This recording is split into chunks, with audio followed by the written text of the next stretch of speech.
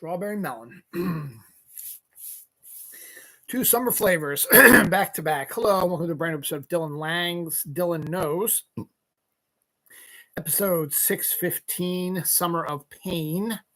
For those who've been watching my show for a while now, you know how much I despise this season. It's been a wild summer so far. Started off blazing hot, and now it's been nothing but rain, severe thunderstorms, flooding. Had some lots of high humidity days. There's lots of flood watches, lots of severe thunderstorm watches. We've had a couple rainstorms roll through here today. 695, which I traveled down to go to work near 70, was flooded. Ellicott City was flooded.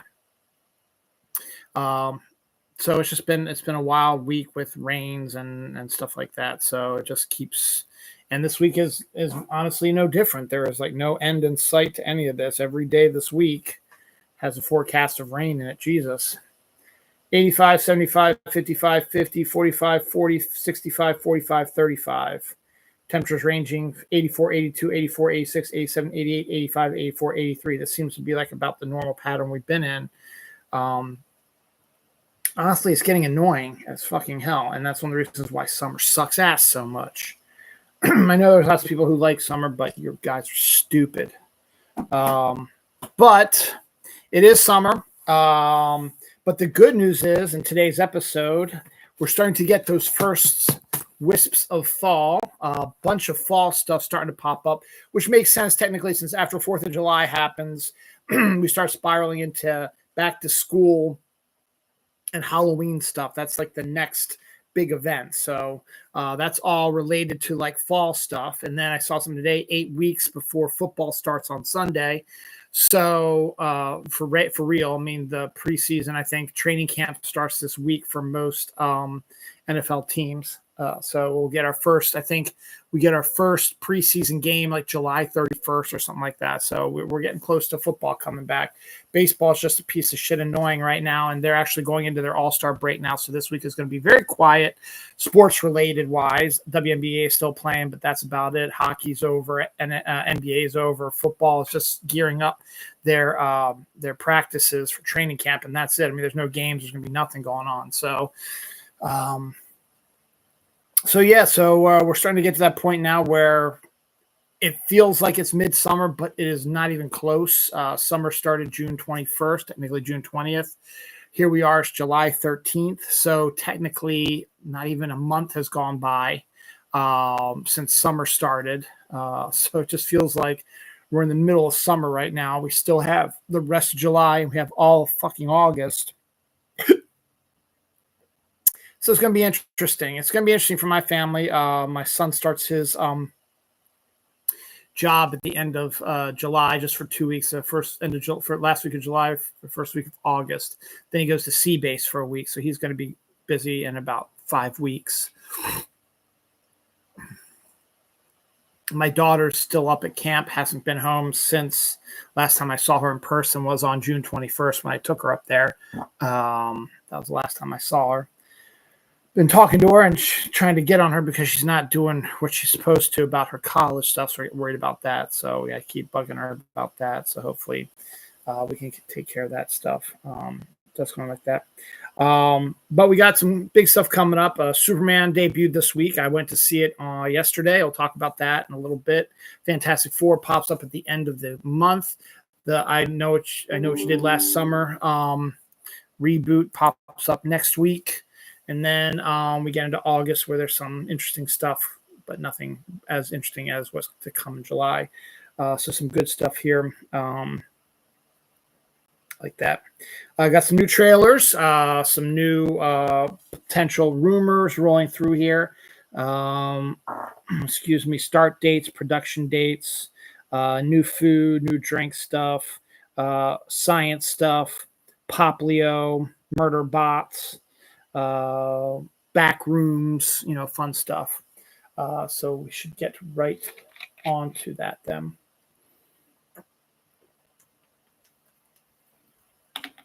So if you watched my show last week, you knew that I was complaining of back pain, didn't know what exactly it was. So Sunday night, I did my show last Sunday. Sunday night, before I went to bed, I decided, actually, it was while I was sleeping, actually, about 3 a.m. in the morning, I decided, you know what? I was going to take off Friday anyway to go see Superman. Let's just reverse it. Let's take Monday off and let me go to the ER just to see what the problem is, because still at this point did not know what the issue was, if it was my kidney stones had returned or if it was something else. And I just need to find out why I was in so much pain. So I went to the ER early Monday morning and was in and out in 3 hours. No kidney stones, which is bonus. Turned out to be one of two things. I called it, and I've been telling everybody it's sciatica, which is a pinched nerve in your back, because my left side of my body was hurting at the time the most, and it was causing my leg to feel a little bit cut off also. So they figured that's what it was, because when you have sciatica, that's what it feels like. Or they thought it could be a muscle strain, because there was nothing in any of my my reports that showed that it was anything other than a muscle strain or potentially a pinched nerve. There was nothing else anywhere around that area. So no cancer, no diverticulitis,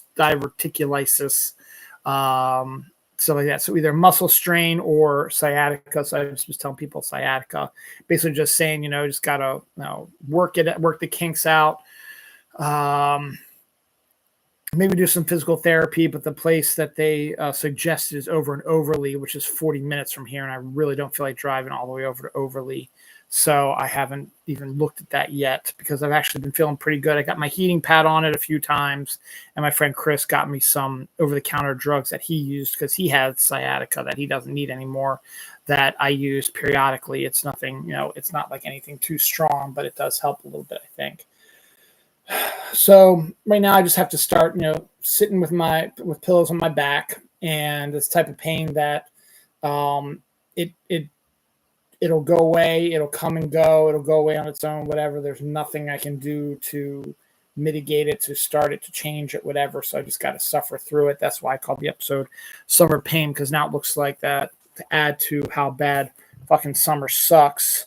I'm going to have to deal with back pain for the majority of the summer as well, and probably for the rest of my life. But I've been dealing with that, and it hasn't been as bad as it was last weekend.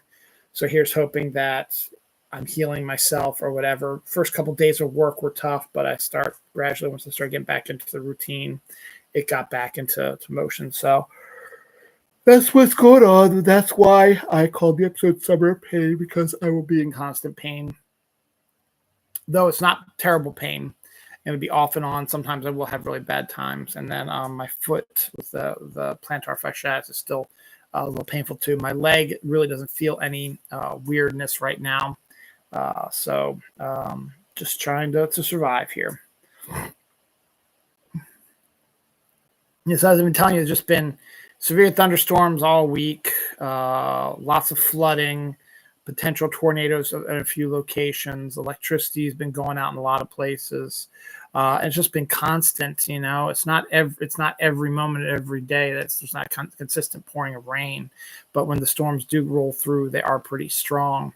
And it's continuing, as I said, for the rest of the next 10 days. Is rain scheduled for every day next week and 10 days. But again, it's one of those things that it's not going to be a consistent all day sort of rain. Stuff just pops up because this goddamn humidity, which needs to go away. We'll get to Superman's stuff here in a little bit. I'll probably do it at the tail end of the hour here. Wednesday's new trailer for the show Wednesday. The first part of the season begins in early August. The second part is in early September. Looks pretty decent. What do you expect? Get to show off some of the new cast members, see some stuff that's going on. Looks pretty good. We got our first look at the King of the Hill reboot. Nothing that's really interesting to me. Plus, it's on Hulu, so I can't get it anyway. But if you're a fan of King of the Hill, it looks like it's a good continuation of it. For fans of The Office, the spinoff, The Paper, has a date set for September 4th, which is after Labor Day. So we got that coming up here too.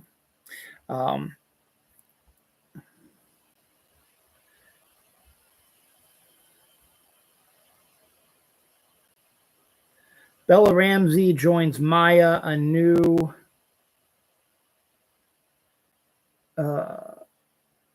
British show about a mother-daughter who goes into witness protection in a small town in Scotland pursued by hitmen. Okay, that's what it is.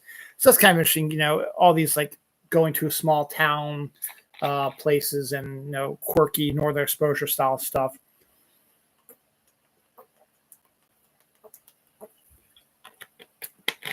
But it shifted to the gorgeousness of Scotland. So it'll be interesting for British people. Billy Lord, Carrie Fisher's daughter, joins the cast of The Pirate King with Rob Riggle and Jordana Brewster. We got our first look at some behind-the-scenes pictures of Percy Jackson Season 2. That's set to debut in December. Guy Ritchie, who last week I announced was going to be directing Roadhouse 2 for Netflix, is no longer going to be doing that. He has walked away from Roadhouse 2, so he saw it probably going to be stupid. So he's moved on. That's they have to look for a new director now. Haley Steinfeld joins Miles Teller in Winter Games. It's about the Olympics, so it's her first role after her turn in. There it is. After her turn in Sinners, so that's good. And it's a romantic comedy, so that's pretty. I don't want to do that. It's a romantic comedy, so that's pretty good. So good on that. We got our first look at Wonder Man, actually, with him in his suit, and it looks pretty decent on that. That's set to debut in December as well. It's the last Marvel, I guess, show of the year. Probably might be after Fantastic Four, might be the last Marvel thing for the year also. So we'll see what happens. Freddie Highmore is set to portray Edgar Allan Poe in Edgar and Augustine. Scrubs reboot is getting greenlit at ABC. Why not? Because everything else is. Murderbot gets a second season on Apple Plus TV. Ben Whishaw is in talks to star in the Elden Ring movie adaptation. Mark Duplass joins the cast of The Backrooms, which is slowly becoming an interesting film rolling in here soon. Some food stuff. Ferrero buys Fruit Loops maker W.K. Kellogg for $3.1 billion. Stranger Things Pizza, four pizzas based on locations in Stranger Things, are your typical pepperoni, cheese, supreme with everything on it, and a combination plate. There's also a bunch more. Wave 2 coming out soon. They also have stickers and stuff like that. So that should be out now, I believe, at Walmart probably. Last week, I talked to you about how Japan has created quantum internet. I didn't think much about it because nobody else is talking about it. Well, this week, Japan broke the world internet speed record. It's so fast. How fast was it? That you could download all of Netflix, not just portions of it, all of Netflix in 1 second. That's how fast the quantum internet is, and that is freaking insane, and we need it now, and let's get to it. But we're America because we're fucking stupid, so it's not going to happen. So you're Japanese. Pokemon, which is a big thing in Japan. A Pokemon fan was able to meet the Pope, the new Pope, Pope Leo, and he did something that was unexpected. He pulled out a Pope Leo card, Pope Leo, and had Pope Leo sign it, and Pope Leo gladly did. So kind of cool. Bat blood may enable humans to hibernate for long space trips. So, okay, bat blood. We're talking about bat blood. I'll do some anniversaries and a death real quick, and then we'll talk about Superman. Anniversaries: Boyhood, the Ethan Hawke or Richard Linklater movie that was filmed over about 20 years with the same cast. Debuted 14 years ago, won a bunch of Oscars. And Contact, the Robert Zemeckis, Jodie Foster, Matthew McConaughey adaptation of the Carl Sagan book, which last time I saw was kind of a lousy movie. It had some ideas, but it was just a lousy movie in my opinion. I didn't like it at all. That debuted 28 years ago this week. The Fox and the Hound debuted 44 years ago this week. What's interesting about that is Tim Burton, when he was working at Disney, was doing the animation for Fox and the Hound, so that's interesting. Deaths, we have James Carter Cathcart, who was the voice of Meowth and James and Professor Oak and Gary in the Pokemon cartoon, so you would recognize his voice if you heard him. Frank Layden, a former Utah Jazz coach, passed away this week as well. All right, boys and girls, you asked for it, and I'm delivering it. This is Superman week. Real quick, I got the numbers here. It made $22.5 million on previews on Thursday, made $56.5 million on Friday, and then added to all that together and add what they did on Saturday and projecting what they're making today. They are saying that Superman debuted with $122 million domestically, which is higher than they were thinking it would be. Again, it could still go higher depending on if the more people come in today. Numbers will be changed tomorrow. We'll get the current ones like that. It is broke a record for the best opening weekend for any first Superman movie in a franchise, meaning it made more money than the first Superman with Christopher Reeve, made more money than that shitty Zack Snyder shit we're not going to talk about. And it made here $217 million globally right now also. So it is a bona fide hit. It was done at, it had a $225 million budget. So 217, they've already made most of that budget back already, but obviously we know there's other things that goes to a point and stuff like that. It still boggles my mind that people, if you surpass what you spent on the making of the movie, they still say it's a flop. I don't understand that. If it's a flop means that you made the movie for $225 million and in total it only makes like $1 million or $100 million. That's a flop because you've lost $125 million. But if you're going over the budget, how can you call that a flop? Because they were expecting it to do better because of others. I don't understand. So, it doesn't matter. Superman is a bona fide hit. Again, I don't care much for Rotten Tomatoes, but it looks like the Snyder Bros just could not overcome the plus reviews of it. It's like at now 85%, I think, on Rotten Tomatoes, which is really, really good. Better than any of the fucking Snyder ass films. So fuck you, Snyder, again. You piece of shit. And your fucking MAGA ass fuckface fans, toxic shitheads. Fuck you, you pieces of shit. It's a good fucking movie. So why don't you shut the fuck up and go the fuck away, you whiny little bitches. Fuck you. Sorry, I had to just get all that out of my system. It's a good movie. Here's my review of it. So there will be some spoilers. If you do not want to hear the spoilers, please either mute me and I will again do like a sort of sign when I'm ready to talk about normal stuff again. But, you know, I've never been really good at doing kind of review stuff.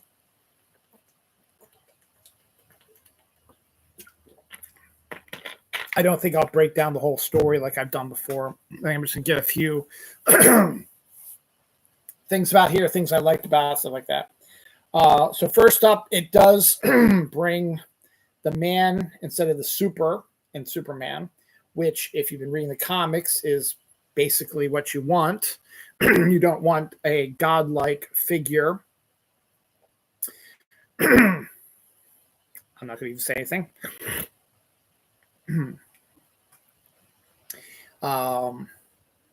David Brownswat, who plays him, is a very good Superman.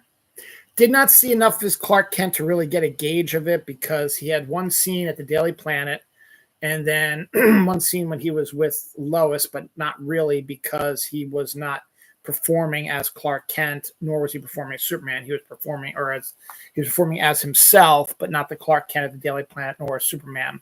In the classic interview scene you've seen before where Lois interviews Clark as Superman. It is very current, and you can understand why the MAGA sheep have been screaming about Superman's woke now, and they just made themselves look like idiots because Superman's been woke since 1939 when it first came out.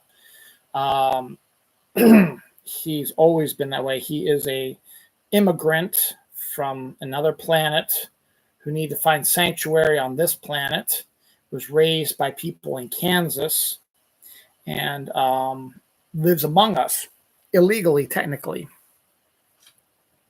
MAGA were losing their minds over the movie. I still don't understand why. Morons, I guess. Same with the Snyder Bros. They were losing their fucking minds over the movie. They can go fuck themselves because they're stupid. But yeah, so the film is very good. Rachel Brosnahan's Lois is decent as well. And I like how the beginning of the movie, they just sort of just drop you into the middle of the story. They give you a brief synopsis of, if you haven't, like, like they do in the comics where they have like a previously on like that. They basically just said, this is, how long ago his planet blew up when he grew up, how long ago he moved to Metropolis, how long he became Superman, how long he's been doing this, so on and so forth. So it gave you a list of everything. So you knew all the information you need to know very quickly. And then we jump right into the first scene, which you've seen before with him crash landing in Antarctica and Krypto coming to help him. Krypto is not the bestest dog, but he's a good dog when he needs to be. He does not listen.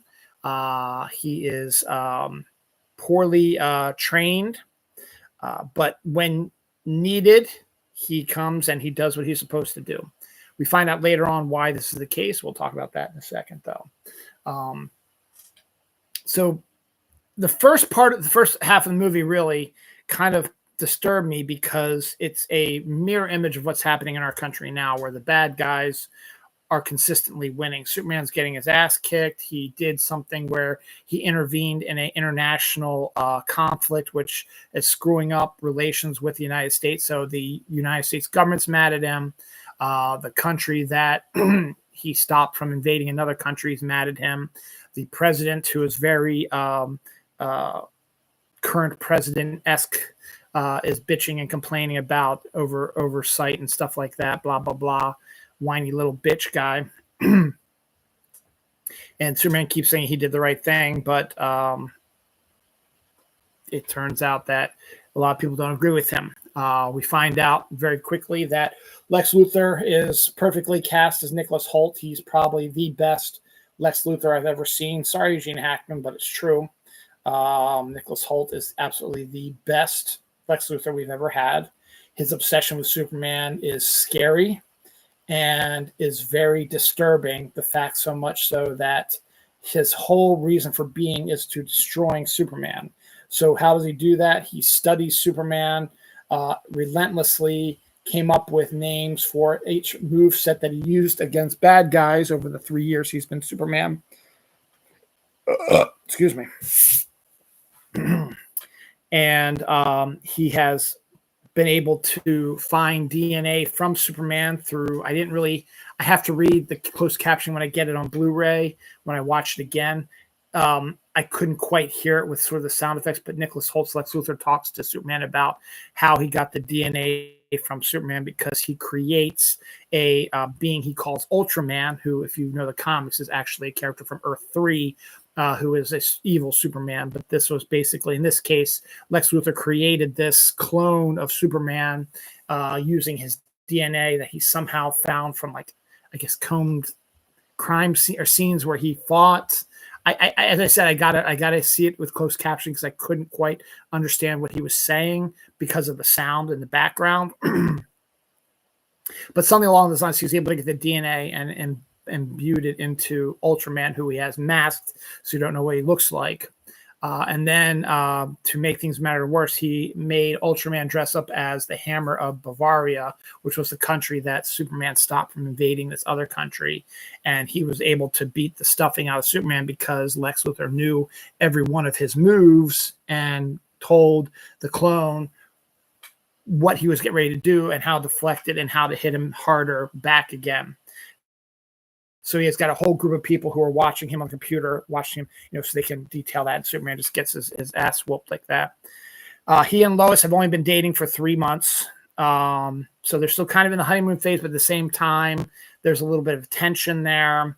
And that sort of boils up a little bit in the movie as well. They have an argument after the interview that she gives him, and Lois says something like she knew it was never going to work or something like that, and doesn't answer Clark when he tries to explain that. Then he tries to, after everything starts going downhill, because then Lex Luthor invades his sanctum and destroys all of his robots and kidnaps Krypto and sees the message that he hears from his father and his mother, his father played by Bradley Cooper, which is in Kryptonian, is saying how much he loves his son and is proud of him, stuff like that. But the rest of the message was corrupted. But Lex has another superhuman on his team, not just Ultraman. He has the engineer, who is a woman who was injected with nanobites, and Lex can control, creating these forms using these nanobites to do stuff. And she's also able to invade the computer and is able to find and clean up the rest of the message, which turns out to be not a fake, because everybody says it's true. That after the love stuff, he actually says, I want you to take over the country, take over the planet and rule it as their king. So now everybody mistrusts Superman. And Superman's never heard that. And you can just see the absolute disgust on his face and sadness that he can't believe that everything's changing for him, and what he thought was real wasn't real. So it goes through a little bit of a issue. And of course, the Department of Justice, who is now being pressured by Lex Luthor to do something about this, puts out a warrant for his arrest, and Lex Luthor goes and arrests him and sends him to a pocket universe, which Lex has created, which is his own jail where he tortures people that he doesn't like. He has Superman put into a cage with Metamorpho, who's in prison also, and is able to synthesize kryptonite with Superman, and they're getting constant hit with kryptonite, which is killing him slowly. Metamorpho, who is a good guy, is doing this because his son is being held across the way from him hostage. That's why he's being forced to do this for Lex, and Lex is trying to get answers out of Superman. So he threatens people who have helped Superman, including killing one of them in front of Superman. And Lex Luthor just absolutely is losing his fucking mind. Meanwhile, we also have Lois, who's trying to find out what's going on with Clark and Superman because he was taken away, and she does love him despite the fact that she's been having questions about it. It turns out she really does care for him and wants to help him out. Ends up helping out the Justice Gang, which is, I'm sorry, Guy, is one of the worst names ever. It's Guy Gardner, played by Nathan Fillion, Mr. Terrific, played by Eddie something or other, and Isabel Merced plays Hawkgirl. And obviously they are the precursors to the Justice League. They're in a building that looks like the Hall of Justice. They're being run by Maxwell Lord, and a very small cameo. James' brother plays the role of Gunn's brother. Sean Gunn plays the role of Max Lord. It's literally like a 2-second cameo. He has like one line, and it sucks. I really like Sean Gunn. But Nathan Fillion's Guy Gardner was absolutely spot on perfect. He has the absolute Guy Gardner, want to smack him in the face, but also you know that you can count on him when you need to. Only thing I was upset about is he didn't call out Baltimore because he's from Baltimore. Also, I didn't know this either. Apparently, Metropolis was set in Delaware, with Gotham City being in Jersey, because in the comics, the old school comics, it was Delaware. And then in this movie, they decided to go back to that because there's a scene where they're at the Hall of Justice. There's a car that has a Delaware license plate. So there's that. And then Mr. Terrific, who I absolutely despise in the comics. He's just a pompous ass to me. I think he's a not my favorite character, one of the most annoying characters out there, was actually very, very well done in this movie. He has a great sequence where he and Lois have discovered where Superman is being held in a pocket universe, and they want to check it out to see if they can get him out of it. And it's a old army base that's now run by Lex Luthor and his Luthor Corps group. and there's lots of these things called raptors, which are humans in like robot suits, and they want to get into the Pocket University. They can save Superman, and because they don't know if they don't know about all the other prisoners, and there's tons of prisoners in there. People who have done Lex wrong are all in there, so there's tons of them in there, and there's a great sequence where they're just ignoring all the people around them who are telling them, stop, you can't go in there. And then they decide to open fire on them, and Mr. Terrific gets his T-spheres out, protects Lois, and goes in there and just kicks everyone's ass. It is one of the best sequences in the film. And then they go into the Pocket Universe, and we discover, what's going on. And then eventually, after Lex kills Superman's friend, Metamorpho really starts getting upset by that. And so Superman tells him he needs like sun to heal. And so Metamorpho is able to create something like a mini sun, which recharges him enough to break out of the jail. And his first thing is to go and get Metamorpho's son. And then they have a big battle in the Pocket Universe, which is really, really cool. And they're able to get their way out of there. And so Clark gets taken to Kansas, where he can recover. And Mr. Terrific stays at the base to monitor the Pocket Universe, because the Pocket Universe was created by a black hole. There's a black hole in there, and if it keeps staying open too long, black hole could engulf the entire universe and destroy everything. So he's trying to figure out a way to slow that down. Hawkgirl, as Bella Merced, is decent in her small role. I want to see more of her. They gave us just enough, but I'd like to see more of her because I like her character. Just we didn't get a lot from her. She does have a great sequence where she's taking on the president of Bavaria at the end of the movie, and she lets out a hawk scream right before she beats the shit out of him. And she's also bloodthirsty Thangarian, which she is, by throwing him, from a height to have him die from height, which is awesome. And then, as expected, Superman heals, and so he's going through this existential crisis, and his father and mother are trying to help him. It turns out, in one of the best scenes in the whole movie, when Clark has a heart-to-heart with his dad, because his father and him have always had this tight bond. His mom, yeah, kind of, but it's more Pa and Superman have this bond. Pruitt Tyler Vince, who's fantastic in this role. He's the typical Kansas family. The mother is very Kansas accenty, old school, doesn't quite understand technology sort of stuff, farm bred sort of thing. And Pruitt Tyler Vance's Pa is just sort of quiet. Jonathan just does, and she calls him just a big mush. He might look like a big bear on the outside, but on the inside he's big mush, which he is, particularly when it comes to his son.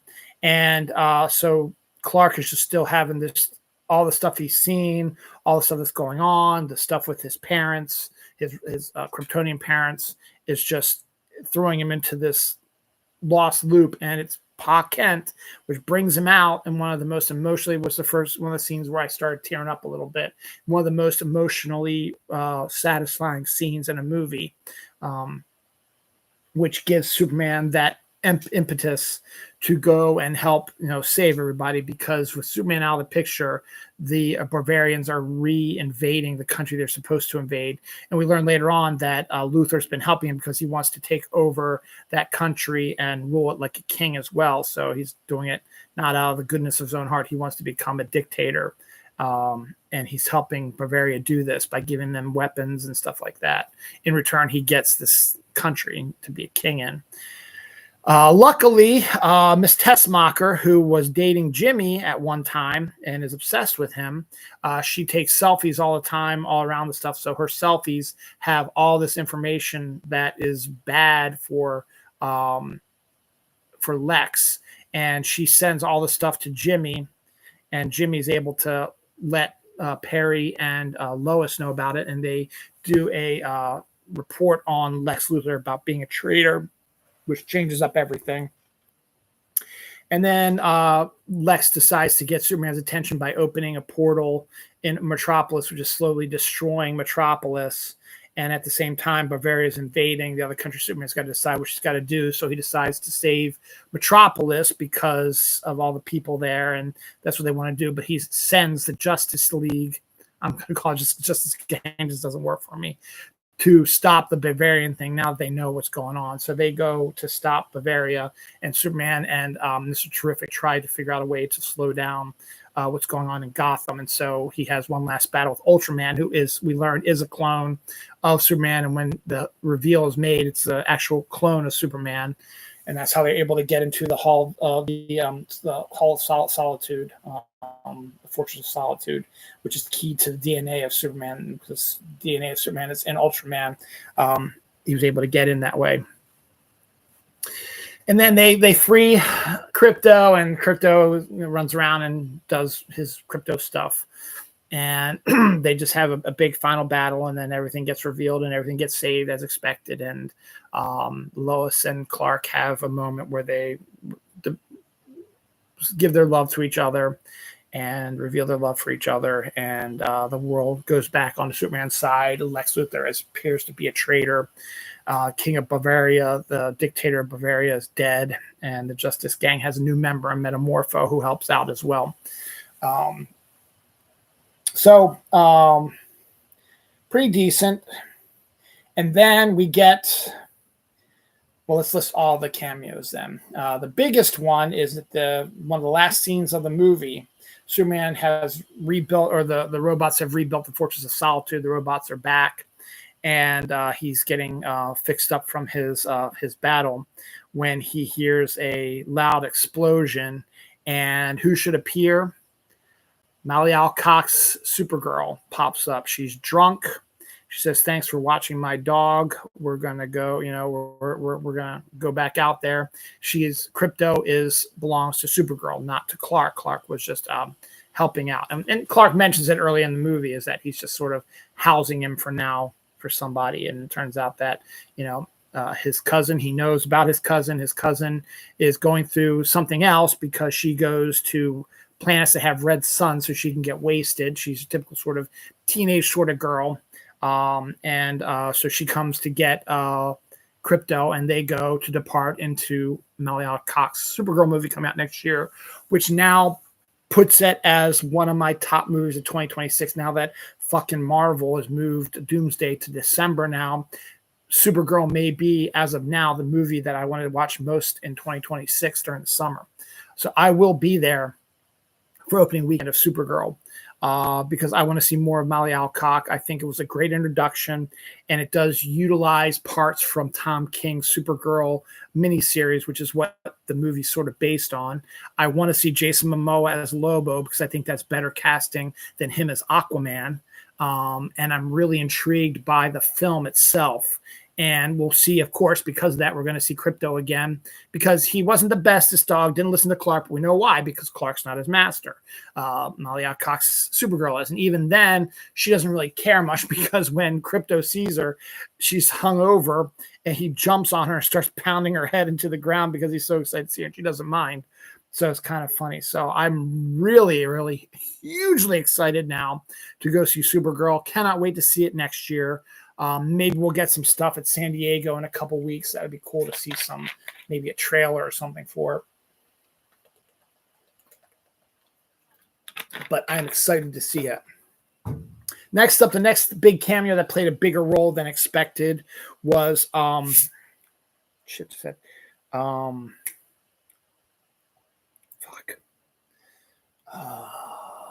on a second. I got to do this right, because he is such a big role. It is an important role. Flag, that's what it was. That's right. Rick Flag Sr., played by the guy from the Purge movies, and was also in Captain America, Winter Soldier, and Civil War. He played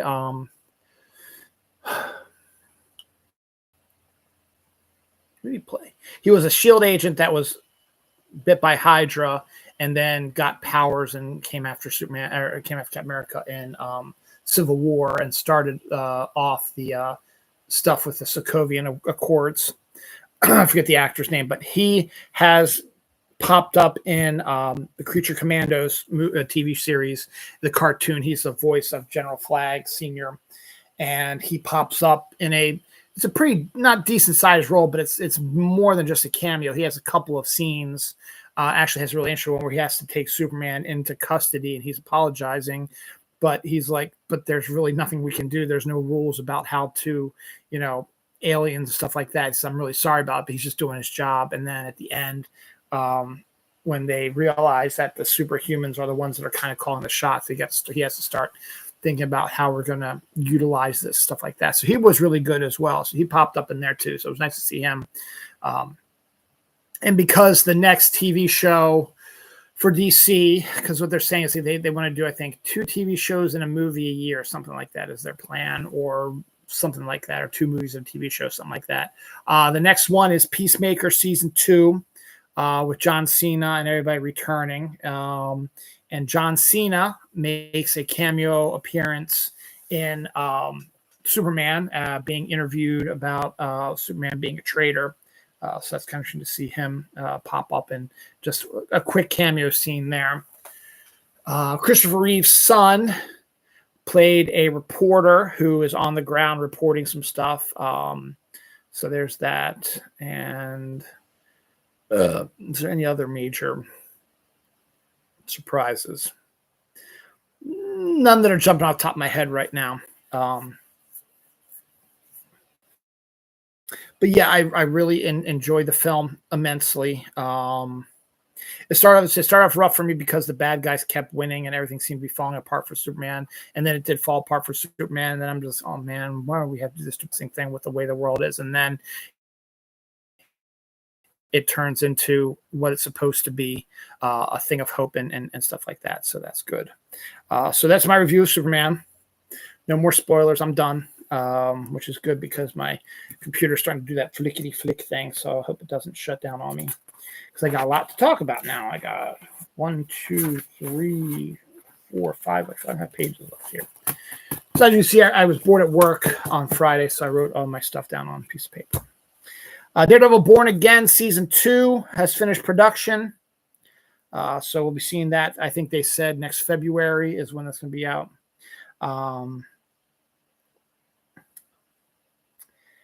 Anne Hathaway is actually going to be singing multiple tracks on her movie Mother Mary, which is based on a character who's like a singer, sort of Lady Gaga type. So she will actually be performing in that role.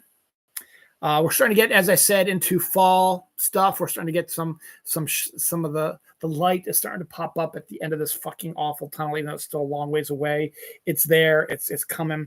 Harry Potter coffee creamers will be out in time for fall, including flavors Cauldron Cake, which is a toffee flavor, and a no sugar peppermint toad flavor, which is a white chocolate peppermint. I will not get that one, but that Cauldron Cake toffee flavor might be a decent one to try out to see if it tastes any good. Pumpkin spice oatmeal cream pies from Little Debbie. It sounds absolutely fucking awesome, and I cannot wait to try those. I will definitely be trying those because I like the regular oatmeal cream pies, and to get pumpkin spice flavored now with the oatmeal, oh my God, that'll be amazing. Nut Pods, which is a brand of coffee creamer I've never heard of. Hopefully I'll be able to find it somewhere. They're going to be releasing a candy corn flavored coffee creamer this fall for Halloween. I want to try that because I'm a candy corn freak. Snack wraps are back at McDonald's after a 9-year hiatus, and people are losing their minds about that. I never was a big fan of the snack wrap, but hey, go for it, man, if you do you. Mac and cheese scented lip balm makes no sense to me, but okay, that's your thing. Bill Skarsgård, Ray Nicholson, Nicholas Galitzine, Tom Francis are set for Peter Berg's and Netflix's World War II drama Mosquito Bowl. So it's a cast of young up-and-coming actors. Solo Leveling, the hit manga, is getting a live-action adaptation from Netflix starring Byeon Woo-seok. I think they just announced it, so it's probably not even been worked on yet, but it'll probably come out by next year. Netflix is known for doing these live-action adaptations, so not surprising that they're doing that. Trammell Tillman joins Good Sex from Lena Dunham with Natalie Portman, Meg Ryan, Mark Ruffalo, Rashida Jones, and Tucker Alsbury. That cast is becoming very, very good. We got our first look at the Hunting Wives trailer, a Netflix series set to debut July 21st with Malia Ackerman, Brittany Snow, Katie Lowes, Christy Metz, and Dermot Mulroney. Roommates, a new Netflix film with Natasha Lyonne, Sarah Sherman, Nick Kroll, Sadie Sandler, which is Adam Sandler's daughter, Chloe East, and Storm Reed, which are two great names, is rolling in here soon. We got our first look at Twisted Metal Season 2. That's due out, I think, at the end of the month. Abigail Spencer joins. This is another really interesting idea. Abigail Spencer joins the Josh Charles's local boy, Josh Charles's new Fox series, Best Medicine, based on a British dramedy called Doc Martin. It's about a respected doctor who leaves his high-profile job in Boston, played by Josh Charles, for a small fishing village on the East Coast where he went on his summers. And Abigail Spencer is going to be playing probably his love interest and the school teacher. So as I said, I like kind of these sort of small town sort of shows where, you know, you have like a small limited area, Hallmark era sort of things that I think Northern Exposure type of stuff. Maximum Pleasure Guaranteed is a new series on Apple with Tatiana Maslany. I think I talked a little bit about that before, but it just came up again. We got a new photo of Wake Up Dead Man and a few more things about it. It's going to be more of a gothic horror this time instead of the other versions of Knives Out we've seen so far. And Rian Johnson says he will continue to do Knives Out movies as long as he has ideas for them and as long as everybody wants to see them. This is kind of interesting. Milena Vaintrub, who is the big-breasted woman from was it the Apple or one of the commercial? You would know her if you saw her. She was also set to play Squirrel Girl in the MCU, but that ended up. She started an OnlyFans, which will show her sexy photos because she's a sexy bitch. And she's going to be posting sexy photos and selling them, you know, but instead of the money going to her, she's going to be sending it to people that need it. So she's actually calling it Only Philanthropy. So she's doing an OnlyFans, but she's not keeping the money. She's taking all the money she gets from people who subscribe to it or buy her stuff and taking that money and giving it to charity. So that's good for her. She's got nice bazongas. So if you like bazongas, she's an attractive woman. So I definitely think you should sign up for it. I'm not, but I think you should. Duster, which was a highly liked show, very well reviewed, was canceled after one season. I don't think HBO Max knows what the hell they're doing, but okay. Giant Mothman Build-A-Bear is now available only online, though, so that's unfortunate because Mothman is cool.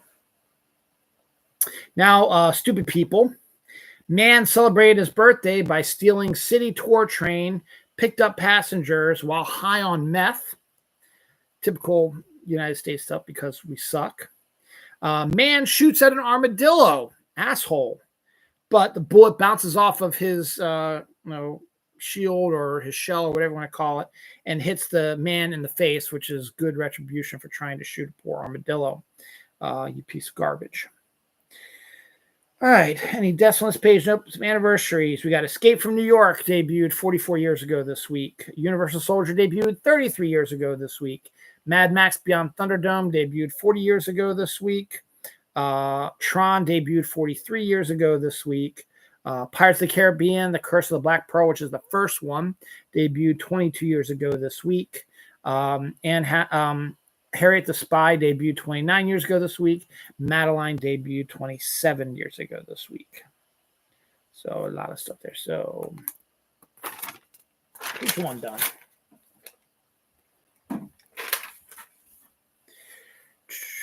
So this week we had two interesting things happen to our planet. On July 8th, 99% of the Earth was covered in sunlight at one time. That was 7:15 a.m. I guess Eastern time, I guess. So they showed the picture. Australia and Antarctica, which is undergoing their winter night right now, was in the dark right now. But the rest of the globe was pretty much in light. So 99% of the Earth was in sunlight, which only happens around that one time of the year. Then the next day, July 9th, was the shortest day in history so far, due to what I talked about last week, where the Earth is speeding up by 1.2 maxi milliseconds, something like that. It will happen again, not this week, I think the 19th, next week. And then it's going to happen again in August. And those are going to be bigger ones. So those will be shorter, even shorter days in history than the one we had. But we did, as of now, have the shortest day in Earth's history this week. Slow Horses, the Gary Oldman show, gets renewed for a 7th season. I don't know if Gary Oldman's like, dude, I want to do a couple seasons and then all of a sudden just leave and go back to film. So it's taken off. So he's going to continue on it. Regé-Jean Page is set to produce and star in the Apple series Funny You Should Ask. This upcoming week, actually, no, not this not upcoming week. September 12th, 2025, the Pirates of the Caribbean, the Black Pearl Lego set is set to debut. Has 9 minifigures and is over like 2,000 or 3,000 pieces. So that should be pretty cool. Monster Season 4 is set to focus on Lizzie Borden. So that should be interesting. Dune 3 starts production this week. John M. Chu, who is probably going to win, at least be nominated and maybe even win Best Director for Wicked next year, is going on from doing Wicked to directing a live-action Matchbox movie. Yeah. Peter Jackson is working with a genetic engineering company to resurrect an extinct 11-foot tall New Zealand bird. I have that written down elsewhere. It is the giant moa, and it was extinct, and he's working with them to try to bring them back. Barbie is launching a doll with a type 1 diabetes, so you'll have a little thing there to measure stuff like that. So that's good for the girls who have diabetes. They can do that. Devil Wears Prada 2 announced some new members of the cast, including Kenneth Branagh, Lucy Liu, Justin Theroux, BJ Novak, Pauline Chalamet, Simone Astley are all joining that. It's currently filming right now. Sophie Thatcher and Mike Edelstein are set to be the new Mr. and Mrs. Smith for season 2. We got our first look at Michael Chernos as John Wayne Gacy in Peacock's Devil in Disguise.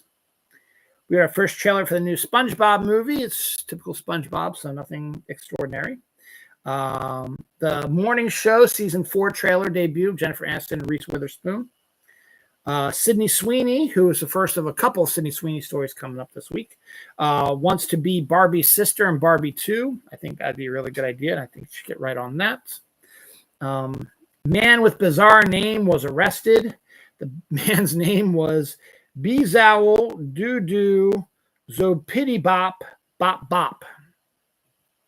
Yeah, not making that up. That is a real person, and he was arrested. Giant asteroid might hit the moon in 2032, which could cause problems for our satellites orbiting the Earth. Don't know how that could be a problem, but there it is. We got our first full-length Red Sonja trailer, set debut August 15th now. It actually looks pretty decent. That might be worth it to check out like that. Alan Tudyk and Nathan Fillion, both of whom are in Superman and both of whom are buddies, are set to do a podcast, not just talking about their time on Firefly, but all the other stuff that they've been doing and stuff like that. But they'll probably be talking mostly about their Firefly time together. Before you go crazy, Alan Tudyk just voices one of the robots in Superman. And of course, Fillion is Guy Gardner. Stewart fails to save the universe. The Big Bang Theory spinoff has been picked up for series. However, you will not be able to see it unless you have HBO Max. It is going to be on HBO Max and not on CBS. And the reason why is because it's going to be an extraordinarily expensive show to film, because it's going to have a ton of special effects. It's going to take a look at multiverse stuff and sci-fi things, stuff like that. So it's going to have lots of special effects, because you figure you go to HBO Max, you're going to get some money for it. and it's a show about sci-fi comic book sort of stuff. Why not do it full on out? But it's a shame for people who like the Big Bang Theory, if you don't have HBO Max, that you will not be able to follow these characters unless you have that. In something that did not need to be done, Night at the Museum is set to get a reimagining. Jesus. Why? There's absolutely nothing wrong with the Night at the Museum series whatsoever. And most reimaginings you don't need to do. Whatever. Brooke Shields is set to join the Acorn TV series Allie and Andy, a 6-ep murder mystery series about two crime reporters who join forces to find the killer of their mutual friend. Anniversaries, the Nicole Kidman, Will Ferrell update of Bewitched came out 20 years ago. Black Widow debuted 4 years ago this week. That seems short, not that long ago, but I guess that works. It was right around 2021. So yeah. Predators came out 15 years ago, and American Pie debuted 26 years ago this week. Cinnamon Toast Crunch bacon flavored cereal is a thing. I had someone try it. They said it's okay. It just sounds really bad to me. I've never been a big fan of like fruit flavors in coffee, but caramel apple crisp coffee creamer for the fall might change that. I might have to try that because I love myself some fall caramel apple crisp flavors. Pumpkin spice iced coffee is also coming. You know, the standalone containers of iced coffee you can get. They're going to be doing finally a pumpkin spice version of that. Garfield 2 is in production with Chris Pratt returning to voice Garfield. The Monster of Florence Netflix limited series about Italy's first serial killer was announced. First poster for Keeper, Tatiana Maslany's horror film from Osgood Perkins, his next film. Denai Guerrera, Kenneth Branagh, Lily Gladstone, Pilon Asbeck, Alicia Hart, Taylor Roscoe joined Michael B. Jordan's Thomas Crown Affair reboot that he'll be starring in and directing. Werewolf from Robert Eggers is set to start filming in September. Logan Marshall Green replaces Cosmo Jones in the Odyssey. Cosmo Jones had to leave, and Logan Marshall Green has replaced him in the Odyssey. Michael Douglas has called it a career. He is retired from acting as of now. We'll see if it holds up. We'll see. But right now, we're probably not going to see Michael Douglas anytime soon. Send a Scare, Josh Trank's new horror thriller, has started filming with Matt Gomez Hidaka. Scarlett Johansson now has officially become the highest grossing actor in film history after her impressive debut in Jurassic World Rebirth. She has now bypassed Samuel L. Jackson for the highest grossing actress in history. Or actor in general. So it's her, Samuel Jackson, Zoe Saldana, I think, are the top three. Harrison Ford's in there too, somewhere too. I Wish You All the Best trailer. Didn't really watch it. Didn't really care. 200 million year old tree bears fruit for the first time in recorded history. So that's interesting to see that happened. So I talked about the Japanese quantum internet and how fast it was. Guess who else has it? Canada. Our neighbors to the north, who we are treating very poorly for no other reason than we have an idiot in charge of our government. And they now have quantum internet as well. So that's just fucking lovely because our country sucks. Tim Burton is set to return to animated films. He is supposedly working on a script for an animated film right now, which very well could be the next film that he directs. Of course, it's animated depending on the way he does it. Though I would think I would really kind of like to see an old school, hand-drawn, or even a computer-generated animated film from Tim Burton instead of the stop-motion stuff. It's okay. Stop-motion stuff is cool. Sure, but I kind of want to see maybe a hand drawn or a computer generated like Pixar sort of movie from him. But we'll see. But he is currently working on a script for an animated film, which is going to be probably his next directorial job. We got our first look at the Relay trailer with Sam Worthington, Lily Jones, and Riz Ahmed.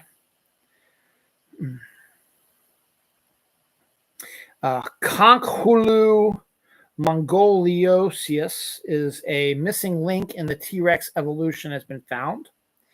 And Under Fire trailer for Dylan Sprouse debuted this week as well. Death, Pettis Birch Norman, NFL player, died this week. Anniversaries, The Descent is 20 years old this week. The original Fantastic Four, not the original, the Fantastic Four with Jessica Alba, Michael Chiklis, Chris Evans, and Ian Gufford, and the late, what's his name? Guy, Justin McMahon, debuted 20 years ago this week as well. It's a decent film.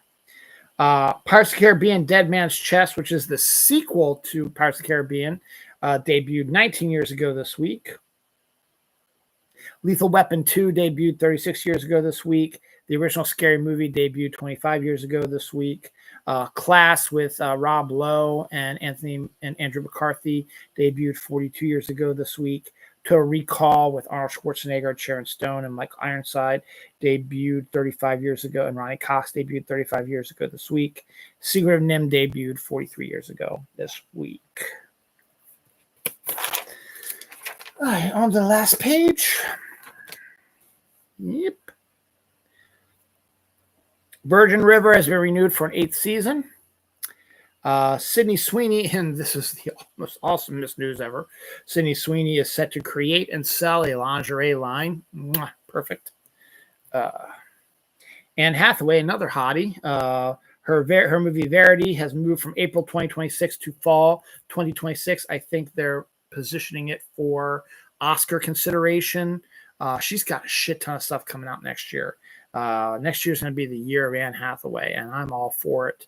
Got this Verity movie, which is now moved to the fall. Got Devil Wears Prada 2, which I may actually go see in the theater now that I've seen the first one. I liked it. She's got that,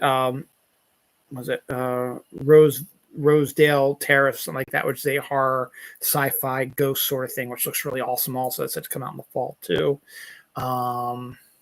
Princess Diaries 3, I think, is going to be the next movie she's going to be working on, and very well could come out by the end of next year. I don't think it will. And then this Mother Mary, which I also talked about earlier, is also potentially due to come out next year. So that's pretty cool.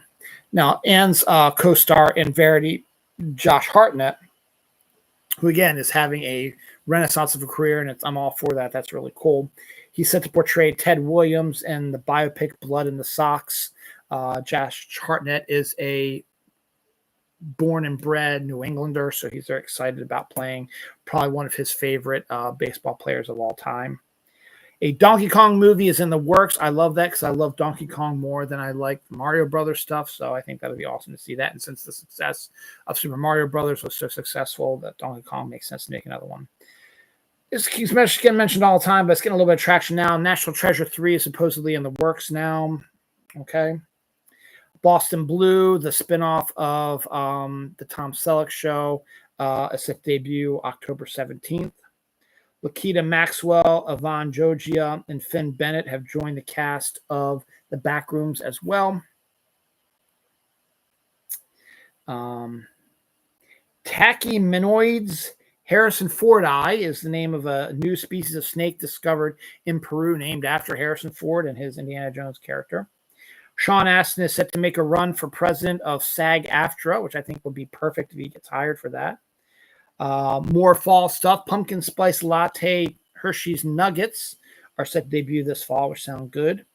Kool-Aid, Loudmouth Candy, and Poppy Candy called Ghoul-Aid is set to come out in time for Halloween. McConnell's, which is an ice cream brand I've never heard of before, is teaming with See's Candy, who I used to work with, for 3 ice creams that'll have candies from See's Candy mixed into it. So that's kind of interesting. Arizona resident dies of the plague. Yeah, thanks, RFK Jr. Thanks, morons in charge of everything. The fucking plague killed somebody in 2025. The plague. This is not a fucking joke. I thought the measles were bad. Fucking the plague? Really? Jesus fucking Christ. Harry and the Mutant Mid-Century Furniture, which I've never heard of before, but apparently is an animated film that has a stacked vocal cast. The film is set in 1962 about a new species that was created due to the radiation, due to the nuclear tests and stuff like that. Here's the cast, the voice cast. Stephanie Beatrice, Tim Meadows, Andy Richter, Walton Goggins, Chris Parnell, Seth Green, his wife Claire Grant, Lou Ferrigno, Pamela Adlon, Matt Walsh, Ron Funches, and Chandrell Avery are all set to be voices in that. That's a stacked fucking cast. So it could be pretty decent. We also get our new cast members of Practical Magic 2, which is coming out next year as well. Diane Wiest, Stockard Channing are returning to their roles as the witches who raised Nicole Kidman and Sandra Bullock. And they are coming back as well, obviously. New cast members include Joey King, who appears to be replacing Evan Rachel Ward as Sandra Bullock's oldest daughter. Lee Pace, Macy Williams, Zolo Maduena from Cobra Kai and Blue Beetle, and Sally McLeod are all set to join the cast. Hope it's good. I like Practical Magic. The Practical Magic, the original story, is based on a series of books. So more like the sequel is going to be a continuation of it.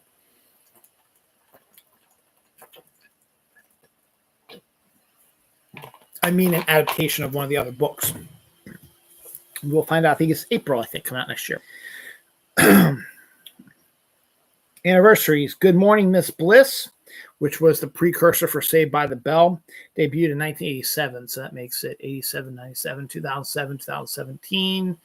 38 years ago.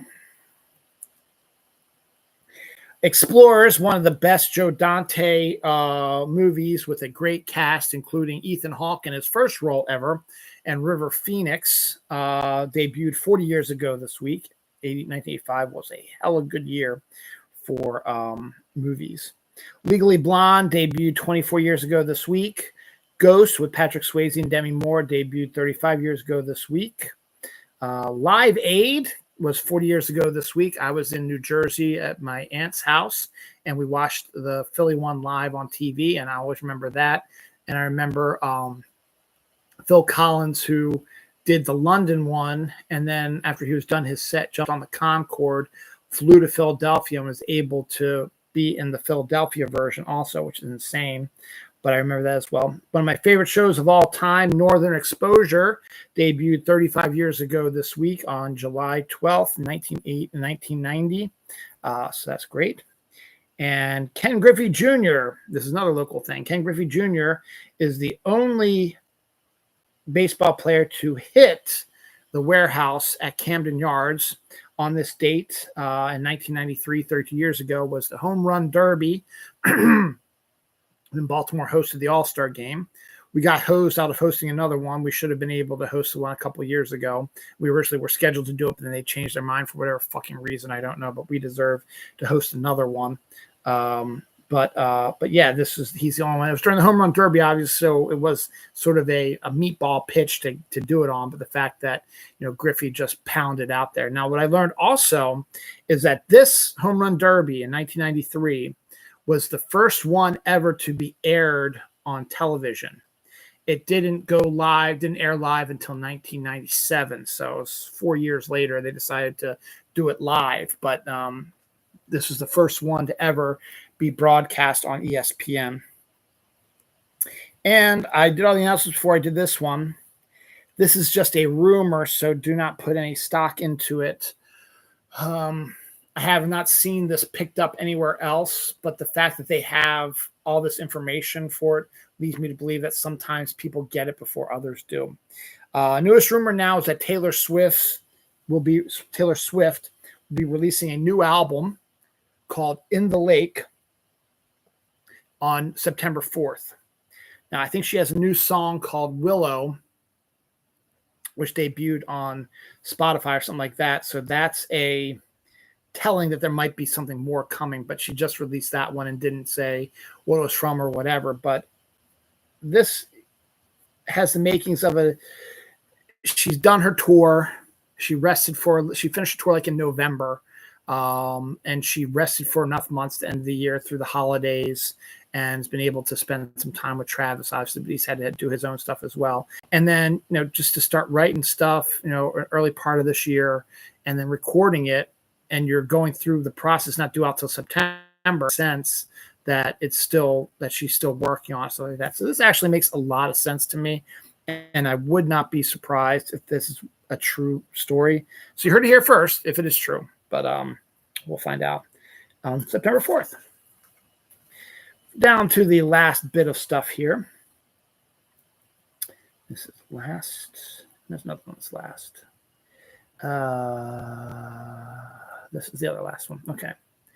Werther's Candies, the soft caramels, are releasing a maple cream and a pumpkin spice cream flavor. I might have to pick those soft caramels up because they're pretty decent caramels. Scott Derrickson and his wife, Maggie Levin, are set to adapt the horror novel Ghost Eaters into a script, or into a movie. Apparently, I thought Derrickson was going to be the director, but apparently his wife is going to direct this movie, and Derrickson is just going to produce and co-write with her. But from what I read of the description of the book, it's like a story about a bunch of friends who discovered like a liquid that they injected themselves. They see ghosts.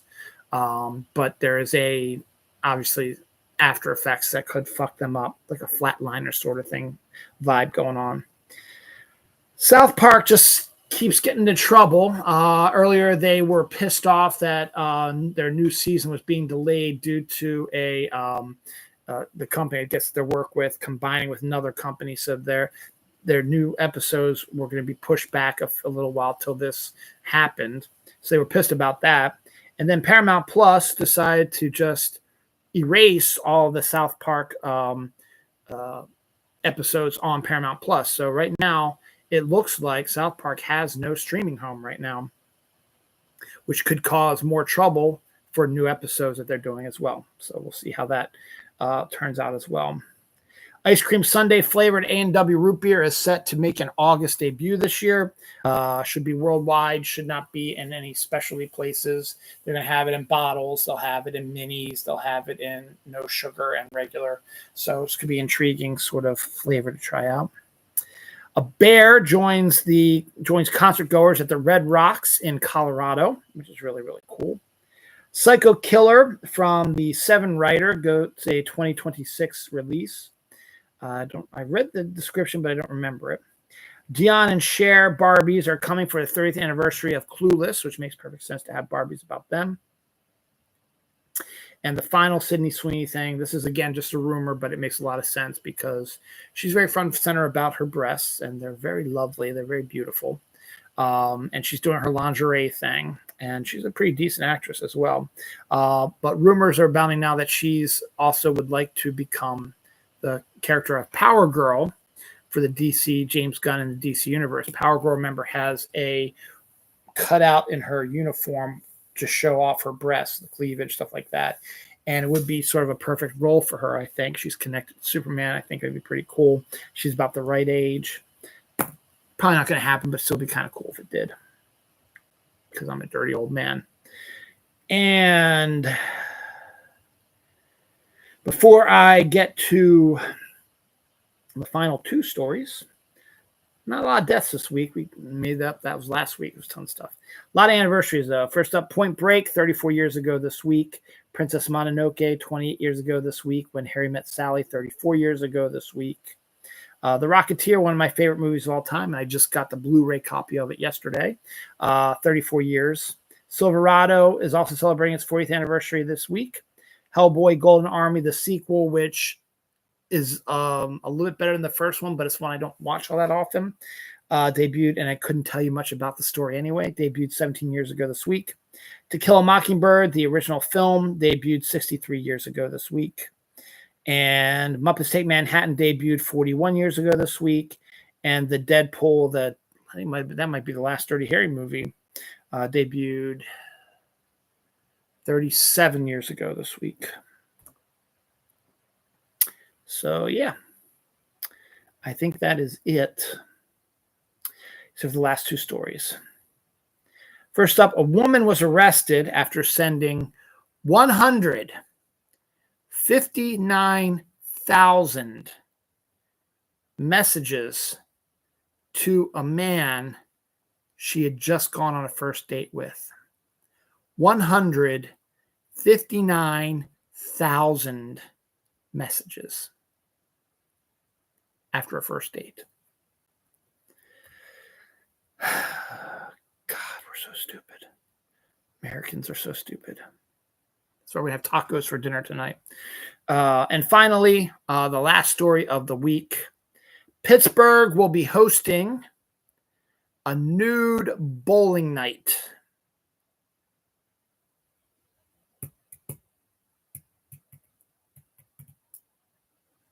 Alrighty then. All right, that is it.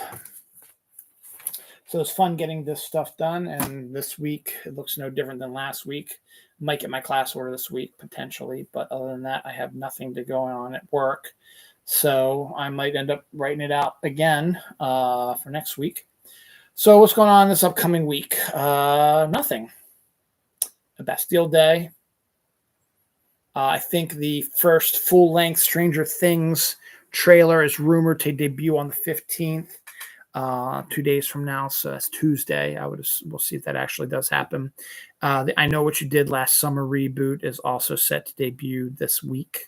Coming up, Superman should have a good hold on the second week at the box office. I think I Know What You Did Last Summer will do okay, but it's not going to do Superman numbers. Tell you what, probably hit a $20 to $30 million window. Probably, we'll see. It's going to be my first full week of work in forever. Because last week I only did 4 days, and the week before that I was on vacation. So it was the week after that was the last time I did one. So it's been almost 3 weeks since I did one.